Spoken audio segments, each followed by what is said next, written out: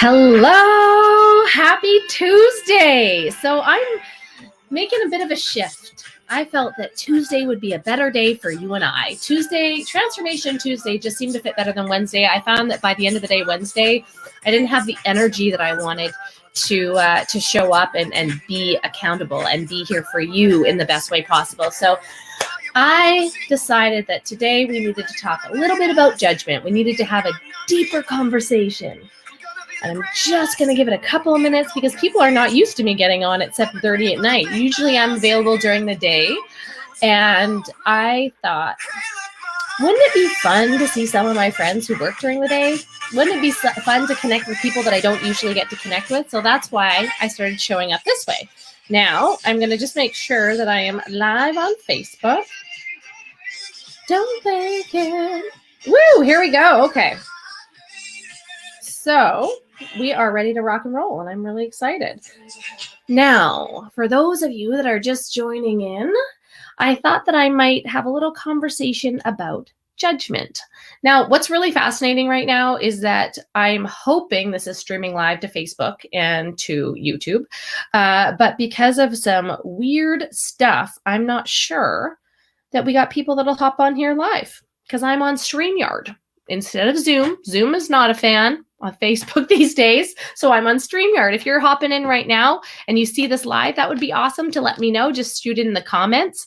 But I'm going to talk a little bit today about judgment and how we can use judgment for good and not evil. You know, I found this really fascinating. I've been learning a lot over the past few years, but even more so over the past few months. And I have always been a judgmental person. I know, but so are you. Everybody casts judgment, right? We're taught to be a good judge of character. We're taught to use a judgment to make a decision. There are many reasons why we use judgment. But what I found very, very interesting was that there are actually two definitions of judgment that are polar opposite. So I'm going to read them to you, and I'm going to encourage you to follow the first one. So the first one is the ability to make considered decisions or come to sensible conclusions. Seems pretty reasonable, right? The second one is a misfortune or calamity viewed as divine punishment. How many of us have cast judgment on somebody else to make ourselves feel better? Ooh, I added that last one. How many of us have been unfairly judged? I know I have. I know you probably have. That judgment is there for a reason. I used to think that I wanted to smack the judgment out of me, right? I didn't want to place judgment on people. I wanted to be all-encompassing and loving and accepting. And something that is really interesting and what's come to light for me is that judgment is actually a tool and it's part of awareness. So judgment can actually be used in personal development. It can be used to bring light to a situation which you might not be aware of. So I'm going to talk about that a little bit tonight because a lot of the times judgment is used to keep us safe, right? Think of this. You're at the lake with a bunch of friends and some people are cliff diving, right? They're jumping off of cliffs into the water, right? You're going to make a judgment call. You're going to decide if that is too high, if it is too dangerous, or if it's something that's a lot of fun because everybody else is doing it. Right? You're going to make a decision with one way or the other. And so what's very interesting is that when we make those judgment calls, our brain makes these judgments to keep us safe. They make these judgments to keep our bodies safe, our physical bodies safe, right? Have you ever been hiking in the forest and you feel like you're being watched? It's probably because you are. Humans are the only creature on the planet that blatantly ignore intuition. So if you feel that way when you're out for a hike, it's probably because you are being watched. Now, you could be being watched by a predator, by a cougar, or by a bear. You could be being watched by a deer. You could be being watched by birds. But we have that intuition that people are around us or animals are around us. And often we don't follow those things. We blatantly dismiss them. But I'm here to show you that you can actually use judgment as a tool. You can use it as something that will help you grow, help you learn, and help you become a better human. They're meant to help us make decisions. But why do we see judgments or judgmental people as so bad? Why do we see that? Well, because those judgments are cast to make that human feel better about themselves. Whereas opportunity lies in reflection. It relies in the reflection of the judgment. It uncovers our own faults. And more often than not, we're bothered by somebody else and we judge them because we actually choose not to see those characteristics in ourselves. A judgment is almost always a projection of our own personal experience. Now, we all have different life upbringings. We all have different life experiences. We all are making judgments based on our life experience. So how could my judgment possibly be the same as my husband's or as my best friend, right? So what do we do as humans? We talk to each other. We validate our opinions by talking to each other. Now, sometimes in a mastermind setting, that is a very positive place to show judgment and critical thinking and consciously use feedback to improve. Or we get around our girlfriends and we start gossiping about other people to make ourselves feel better about the lives that we live. Right? This is something that I recognized for many years I used as a protective mechanism, something that I used to gain strength, something that I used to gain allies. And it wasn't always in the best light because it takes a lot of healing to be able to use judgment the correct way. So sorry, I'm like moving all over the place because of this weird light, because the sun's coming in. Look, I'll just move this way, this way, this way, this way. Yeah, still weird, right? Still weird. Okay, just don't move, which is really difficult for me because I move a lot when I talk. Okay. So when we talk about judgment, right, often we're pushing people or trying to convince people of our viewpoints to gain a better perspective or to strengthen our viewpoints to show that we are right and the decisions that we are making are right for us and right for everybody else. But guess what? That doesn't really work. It doesn't really work because judgment is made to keep us safe. It's also made to remind us that there's an awareness, a collective awareness. Right? So we could sit down and talk about other things and be constructive with it, or we could destroy people with it.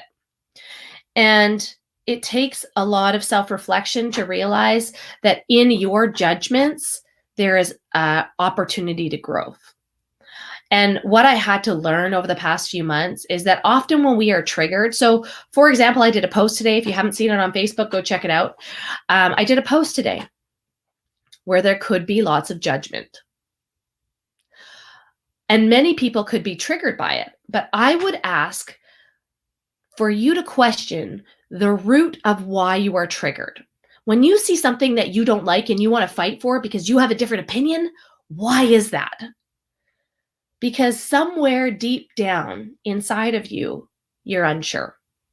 Somewhere deep down inside of you, you have to prove that you are standing behind your value system and your morals, and that can't be shaken.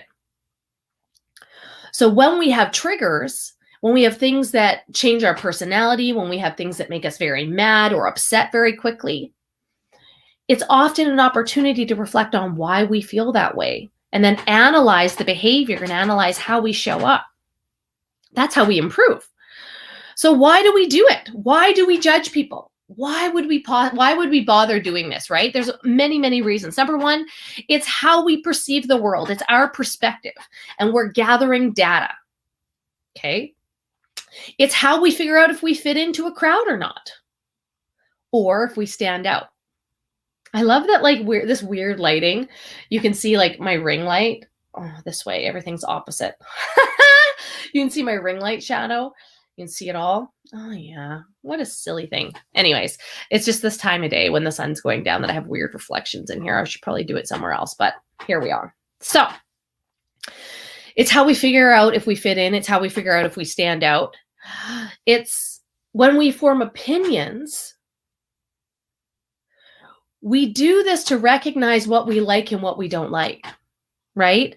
We form judgments of other people or other behaviors because we want to know what we like and what we don't like. And we want to make decisions based on what we like and what we don't like, which is strongly tied to our morals and values and our upbringing and our experience in this world, right?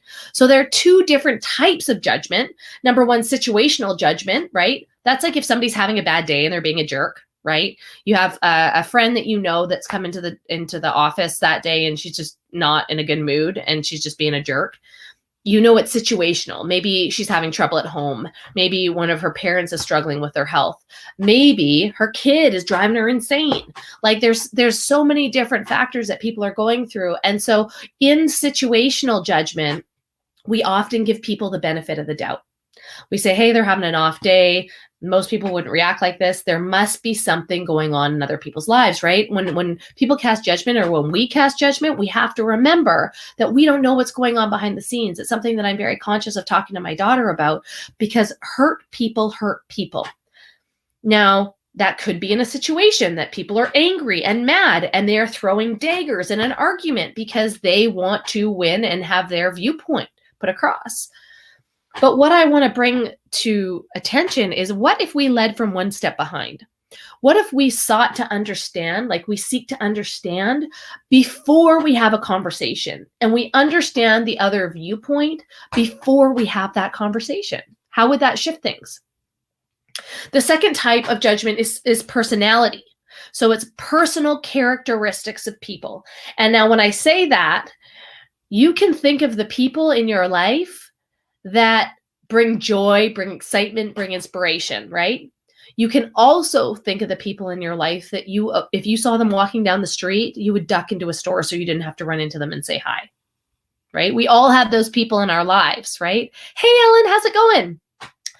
So in that perspective, a personality or a person's character in judgment, we're making judgments to decide if that is good or bad, right?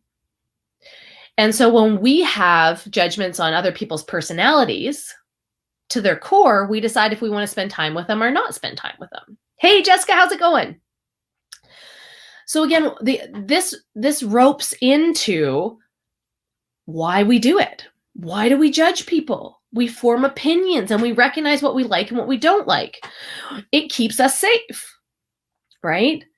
After having a couple of drinks, why don't we drive? Because the judgment there is number one, there could be a serious consequence. Number two, you could get in trouble with the law. Number three, it's a judgment that is there to keep you safe, right? And we often hold ourselves accountable in a group. So maybe somebody has 2 drinks and they say they're going to drive and their friend casts a judgment and says, hey, you could get a ticket for that or you could get your license pulled. And they're doing it to keep other people safe. Right? So we're often making these judgments to keep us safe. Maybe that's emotionally safe. Maybe that's physically safe. But the other side of it is superiority. We'll cast judgments to feel superior to others, to make us feel better when we compare ourselves, when we compare their lives, right? It's not the best thing to do. This lighting is just brutal. It's just crushing me right now. I don't even know what to do. Look, all right, just give me a little hiatus. Look what we're going to do. I'm going to do this. There. A little bit better? Not really. Not really. All right, let's try again. Okay, still terrible. Here we are. Still terrible. Anyways, I'm going to look like a tiger today, okay? I'm just going to look like a tiger and be super distracting. Just kidding. Okay. So when we make those judgments that make us superior, that usually comes in the form of gossip. It comes in the form of seeking counsel for a decision that we've made. And often when we say that judgment, we make the other person look less desirable, or their opinion or their idea, we make it look less desirable than our own. And we cast that in our light that it is just simply our perspective. That's all. It's just our perspective. This is seriously driving me crazy. I'm just being honest. It's very frustrating. We just need better blinds, let's be honest. Okay, there we go. I know, Kyle. Jeez Louise. One of these days, okay?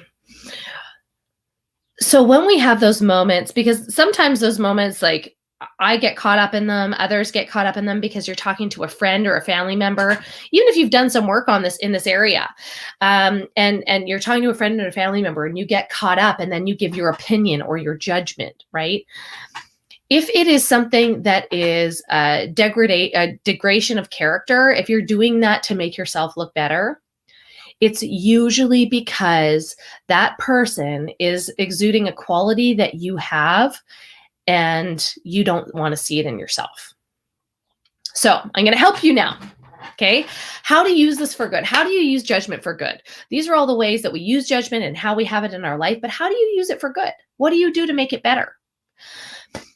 Number one, you can use judgment to try and understand where others are coming from and why they behave the way that they do. I know that I've seen friends or family members act out of character when they're hurt. I've seen them say things that they don't mean. I've heard hurtful statements come from people I care about because they're hurt and they don't know how to accept responsibility for the situation that they're in. So it's easier for them to judge or blame all the people around them than take responsibility of the life that they're living right now. I've seen that in many different areas. Okay. But I think it's so important that you understand where other people are coming from and give people the benefit of the doubt. How about we just start giving people the benefit of the doubt? And if they don't have the same opinion as us, we just let it go. We love them. We support them. It might not be what we do, but that's okay. Why cast judgment on it if that's the best decision that they can make at the time for themselves or their family? Okay. Number two, how you can use judgment for good is you can try and recognize your own insecurities. You can build yourself up so you don't tear other people down, right? When you recognize that you're constantly gossiping or you're saying things about other people, one, get to the root of why you feel that way. Is your opinion justified? Have they done something to you or in front of you that have given you that judgment to keep yourself safe, to keep the people around you safe? Or is it an unfair judgment because you have a certain perspective that you want the other person to see, that you're trying to prove a point? This is what I talk about when I talk about leading from one step behind, right? Taking a breath, asking questions, understanding somebody else's perspective, and then taking time to reflect yourself if it's a trigger. If it's something that absolutely drives you crazy and you're pissed off about, why are you so mad? It will give you an opportunity to work on your insecurities and get better so that you don't project any of that on anybody else, right? Because we all have them. The third thing that you can do is examine your friendships and partnerships. If you're constantly coming up against this and you're not happy or you're gossiping or you're talking about this or you're constantly trying to prove a point, by the way, this happens in families with siblings and parents, right? Coworkers, because they're fighting for a job title, or friends sometimes if there's a breakup, or if one friend is opinionated about a certain thing and the other friend is opinionated about it. Sometimes there's chaos in the middle, right? But what's important is when you examine friendships and partnerships, you have to determine if they are positive or if they are demeaning. Now, when I turned 30, I realized I don't have to hang out with everybody. I don't have to get everyone to like me. I don't have to be everyone to anybody. All that matters is that I'm happy, because if I'm happy, I can make everybody else around me happy. But if I'm miserable, that doesn't work. So I left behind a lot of people that I quite frankly felt drained my energy every time I was around them. And that's okay. It's okay to leave people like that behind, especially when you're somebody that is trying to better yourself and works on personal development all the time. And then I encourage you, once you've evaluated your friendships and who you spend time with, because the 5 people you spend the most time with are the people that determine the outcome of your life, whether that's a coach, a mentor, a consultant, a therapist, a business partner, a team member, whatever that is, those people determine your success. So you better choose wisely who you spend time with. And once you have evaluated your friendships and partnerships, find new friendships based on positivity and respect. If you're not in one of those relationships and you've got people in your life that drain you, antagonize you, create chaos, like, you don't have to show up for that. You can decide who you spend time with.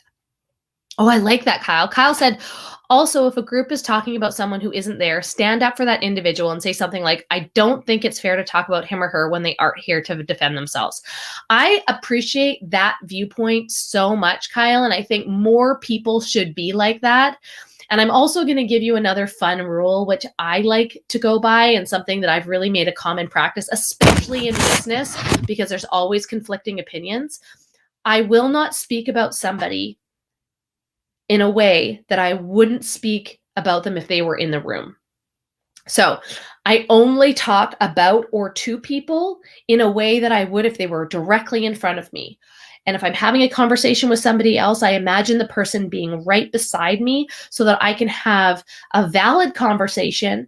And here's the other thing. If I have a business conversation that involves a third party and I need to be the person that either corrects the behavior or coaches or mentors, look, what I say in this conversation is going to be reiterated in this other conversation. And guess what? I'm going to talk about that. I'm going to say to the person I'm having a conversation with in conflict resolution, I'm also going to speak with the person in question that you are speaking about, because we need to resolve this issue as a whole. The biggest mistake that people make when they make judgments is they don't talk about it, they don't bring it to light, and then it festers. And all of these underlying judgments that we make up in our head because we learned that our mind plays tricks on us to keep us safe, all of these other judgments come to life when you should have hit it straight on and had a reasonable conversation with people. So I want to give you an example, okay? And this is like a kind of a harsh example, but I feel that it's a very interesting perspective, because I am a huge fan of the network marketing industry. I'm a huge fan of online sales. I'm a huge fan of online marketing. I think it's brilliant. I think that there's a solution for so many people in this industry, but there's a dark side to it. And when you don't believe in abundance, you're not committed to growth, you're not committed to healing yourself so you can help other people, there's a dark side of judgment that comes out. And it's one that lacks abundance. It's one that is fear-based, which is ugly. It's that second definition of judgment, a misfortune or calamity viewed as a divine punishment. It's bad. But I want to tell you what happens on the other side and how you can grow through it. So I'm going to give you a personal example. About a year and a half ago, I left a company that I'd worked at for 3.5 years. I am very grateful for that company. It helped me believe in myself. It showed me that I could start a new career and I could have it all. I could have the career. I could have the parent, like have a stay-at-home family and be a conscious mom. I could have freedom and travel whenever I wanted. And I could also make an impact and help a heck of a lot of people. So I really appreciate what I learned there. I appreciate the opportunities, the mass. I went to Europe a couple of times with that company. I went on incentive trips and cruises. Like, I had a really great time. But as time went on, I decided that it wasn't the right fit for me, for who I am, for who I wanted to become, for my brand, for my family. I couldn't align myself with that company anymore because I didn't believe in their core values. So this is where you're going to get into trouble when you don't align it with what you do. If it doesn't align with your core values, you're going to have a lot of conflict. You're going to have a lot of judgments and a lot of anger. So it took me about 6 months to work up the courage to leave that company for a couple of reasons. Number one, I could see the red flags. I have been somebody that has always seen 3 steps ahead in business, had critical conversations and hedged my bets. I've always been able to look ahead and up level with divine timing. And so I saw all of these red flags, but I understood that people had a business and maybe they didn't have the same wants or needs that I did. So I did a bunch of research and I figured out where I wanted to go and what made the most sense to me and my family. When I left, I knew that there would be a lot of people that were upset because in network marketing, you are a piece of somebody else's puzzle. right? If you come in and you are, for lack of a better term, under somebody, you are creating income. You're generating income for them. They get paid for their mentorship, right? Just like a CEO or a floor manager gets paid a higher wage, so does the sponsor that you have that will help create success. Now, that usually works really great because the sponsor is committed to helping you grow because they financially get rewarded. And on the other side, the person that comes in now has a sponsor who's linking arms with them and sharing with them what works and what doesn't, and they're going to speed up their success. So they're going to be able to get a lot more done faster because of the leadership that's there. But I knew that in this company, they had a cancel culture, which means that when you leave, everybody blocks you and it's like you're dead to them, which is absolutely ludicrous considering most corporations, people move around all the time and you get a going away party and a cake when you say you've moved on to something else or you've gone into a partnership with another company, But in this industry, it doesn't really work that way. So I left and I decided that I was going to do it in the kindest way for my team. I wanted to make sure that nobody was really hurt by my leaving, because the reason I was in that business was to help people. I wanted to help people and I wanted to help them move through it. And I didn't believe that I could do that there anymore. And I didn't believe they had the same opportunity as me to create the income that I did. Now, when I left that company, by the way, I walked away from multiple six figures. Gone. My paycheck ended that month when I left. There's no residual income after that. They just cut you off. You're done. Okay. So I had to walk away from a lot of money to start over. And that was a very difficult decision for my family and I. And it's one that we did not make lightly. It was one that we made with a lot of consideration and care. When I left, I had a team of 2,500 people. When I left, I called 12 people. 12 people that were friends of mine, that I had relationships with, that were mom friends that I'd known for 10 years. I called 12 people and I said, I've made a decision to go. This is not the decision that I wanted to make, but I needed to do it for me and my family. I don't expect you to come with me, but I want you to know that I love you. I've had such a great run with you. I think you're incredible and we're moving on. And I wanted you to hear it from me first. Some of those conversations ended and people wished me well, kind of. Some people were upset and cried. Other people were like, tell me where you're going. Let's do this. I'm in. I'm ready to rock and roll. I see what you see. I understand what's happening here and I'm ready to move on. Let's go. But I talked to 12 people. And then I left and I started building a business somewhere else. Now, what's very interesting is that immediately after I left, even though I called my sponsor and somebody that I really, really respected in the industry, I called her and I said, I'm so sorry. I was trying to do this for you. I really care about you as a friend. I care about you as a leader. And I was trying to continue down this path for you, but this is not the right company for me. And I'm so sorry, but I need to leave. And she was not happy. And as a leader, I was shocked by her behavior because hurt people and they make judgments, right? So her judgment was that I was going to take all of her team, which is kind of crazy because I just wanted to start over and go on and move on. I didn't want anything around that. Now, as time went on, about a week went on, I got messages from people I'd never talked to, people that reached out and said, hey, Christina, I want to know what you're up to. I've been following you for a really long time. I'm interested in what you're doing now. I wasn't interested in that previous company, but I'm really curious about what you're up to now. And there was a specific conversation. And I'm telling you this for a reason, because there's behind the scenes that people didn't know and they still made a judgment call. And so there was a particular conversation that somebody reached out.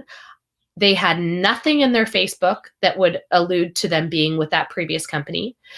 I'd never, ever met them before, but yet they reached out and asked me about the new opportunity that I was working for. And so I gave them information. Of course, they reached out. I asked. This happens to me all the time, by the way. People reach out and want to know what I do for a living. They want to know how they can make money with me. If you want more information on that, reach out and I'll help you make money online. But it's not uncommon. And so she asked me about the business. We had a conversation. I introduced her to somebody at the new company. They had a conversation. And then I noticed she blocked me. And I was like, that is so weird for somebody to reach out to you and ask questions about what you're doing. And she was ready to get going. She was like, yeah, I want to do this. Let's go. And then all of a sudden she blocked me. And I was like, that's so weird. Didn't think anything of it until about 3 days later. I got a screenshot from a friend that was in that previous company that had our conversation of this woman posted in all of our team pages saying that I was cross-recruiting and that I was going after team members. I had no idea that this woman was part of my previous company. I'd never met her before. She had nothing on her Facebook page. They'd set me up.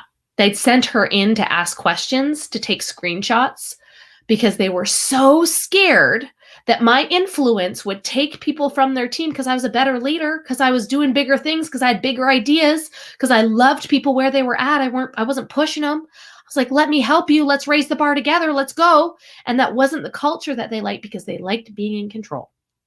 And so they posted and made it look like I was going after their team. And they did it because they lack character. And then they rallied the troops and they rallied other leaders and corporate leaders. And they threw the company that I went to under the bus. And they lied about the company I went to. And they cast judgment because they were scared and they were hurt. And I understand. I didn't understand at the time.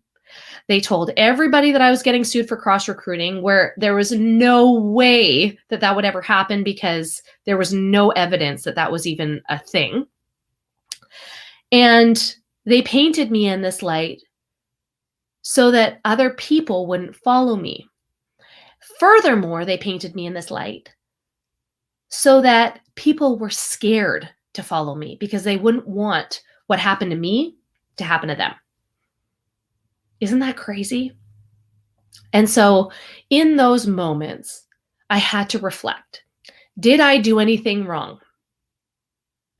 Are those threats and judgments real? Hey, Steph, how's it going? I'm going to read your question in just a second, Ellen. Was this a real threat to me or my family? And all of the answers were no. So in that case, when judgment was cast on me, I knew that I didn't own it. It didn't feel good. I self-reflected, is there anything here I need to own? And no, there wasn't. But that's how damaging judgment can be to somebody else. Now, I just want to let you know that the woman who reached out to me that set me up, she feels really bad about that now because she was set up too. She didn't understand what she was doing. She was brand new to the company. They told her to reach out and see what I was up to, and she went along with it because one of the leaders asked her to. She's since apologized. She's since been a huge cheerleader for me and supportive. There's been actually a lot of people that have reached out and apologized and said, I am so sorry that you were treated that way. But sometimes you got to eat it, and it's not worth proving a point. It's not worth getting online and smashing the company. It's not worth that because your integrity means more than that, and your morals and values. And the only way that you're going to disappoint yourself is if you break your morals and values. Where at your core, the things that you believe in, when you break those things, they hurt, and you know you messed up. Alan says, I recently found myself holding on to hurt feelings of silly things for a few people have said towards you or towards me and talking about them to a friend. This is normal, Ellen. I absolutely have done this before, and I just want to tell you that, and that I recognized when I did this that it was because I wanted people to see my side. I was so hurt that I wanted people to see my side, and then I painted them in a bad light. And why do we do that? To make ourselves feel good, to make ourselves look good. It takes a lot of self-reflection. It takes a huge commitment to growth to have those moments of somebody saying something rude to you and you not saying anything at all in return, or not seeking counsel by somebody else, right? And I appreciate, Ellen said, I want to be better than this. I can't seem to let it go, though. Is that a past thing that I'm working through and not realizing it yet? Or do I just need to tell those people that I was hurt? Well, we'll have this conversation offline for sure, Ellen. I can't wait to have this conversation with you. But more often than not, the reason you can't let it go is because deep down, there is something inside of you that is asking, could that be true? Could I have done that? I don't know. Did I?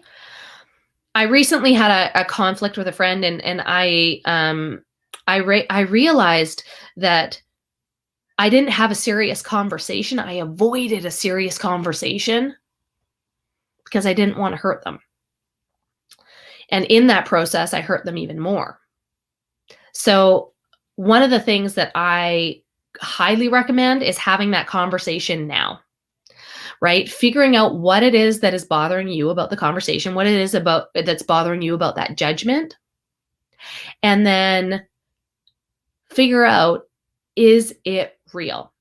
Is that judgment real? Is that something that maybe I need to fix in my life? Maybe it's something that I need to self-reflect on and fix that judgment. Or which is by the way, that is your opportunity for growth in judgment, is recognizing that something hurt you. And did it hurt you because it's a little bit true? And because you could change your behavior or could have handled the situation differently? Maybe it's not fully true, but their perspective makes it true. Does that make sense? But what if it's not true at all? What if it's not true at all and you want to go have a conversation with somebody that's not healed and just wants to throw daggers at you? Somebody that's hurt and doesn't want to face their own fears and doesn't want to face their own accountability in their life, and instead would rather take you down with them because it makes them feel better about themselves. It's easier to blame somebody else and take responsibility for their own lives. So you have to take some time and analyze. You have to figure out, is this judgment going to serve me and make me better? Or is this judgment here to hurt me because somebody else is hurt and they have a character flaw, right? So instead of looking at judgment as a bad thing, because I remember sitting down with my therapist, because I would very much like to normalize therapy for people. I don't think it's a bad thing. I think every high performer should have it. I think that you need one on your team if you're dealing with past trauma, so that you don't pass it on to other people, so that you don't act irrationally. There are triggers that we all have. And so I sat down and I said, I don't like the ugly parts of me. I place judgment on people, and I don't like that I place judgment on people. I should have love and acceptance for all. And she said something really powerful. She said, Christina, judgments are here for a reason. They keep us safe. They help us self-reflect. They help us decide who we want to be and who we don't want to be. They help us seek counsel. They help us find allies. They help us grow. And so judgments are actually very useful when you use the first definition, which is the ability to make considered decisions or come to sensible conclusions. So judgments are necessary when self-reflecting, when adjusting course, when getting better, when doing personal development. Judgments are actually really necessary. So that's what I wanted to leave you with today. Instead of beating yourself up about being judgy, instead of worrying about what other people's judgments are of you, because really it's only their perspective. And 9 times out of 10, if it's a negative judgment, you can turn around, and it's like gaslighting. You know what gaslighting is? When people blame you for all of these things that they do, right? So it's often in negativity. It's a judgment that you've made on somebody else that you actually have those characteristics and you don't want to see them in yourself. There is your cue for some self-reflection. If you're doing it to analyze your life, analyze your relationships, analyze your job, then it's pretty valid. And we need to do those things. And it's not a bad thing. And we can't get away from it. It's just part of how we process. I hope you guys have an amazing evening. Thank you so much for being here with me tonight. I know you could be doing anything else, but you're sitting here spending some time with me. Tuesday, Transformation Tuesday will be a new thing. I tried Wednesday, doesn't really work for me. I want to bring more energy, more love, more excitement, more of myself, my best self to you. And Tuesday nights is the perfect time to do it. So I'll be back next Tuesday night at 7:30. I am so grateful for those of you that were here tonight that shared your stories, shared your opinions, gave feedback. I am always happy to answer messages in my inbox. The other thing is, if you're interested in learning more about this kind of stuff, personal development, growth, I have a group called Life Transformed on Facebook. That group is a free group and is available to anybody. I will help you grow online business there. I will help you plan your new dream life by executing and reverse engineering your goals. I'll help you move forward in a really interesting time where we need to feel empowered to make decisions that are best for ourselves and our family, and screw all the judgments of everybody else. You got to do what's best for you.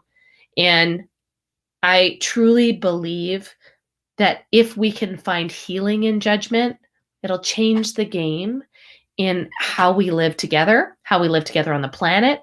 There won't be so much divide. There'll be way more self-acceptance, way more acceptance of others, way more love. And that's the world that we need to create now. Because if we keep going down this path of divide, we're going to be in a lot of trouble. So thank you so much for being here with me tonight. I will see you again next Tuesday. Bye for now.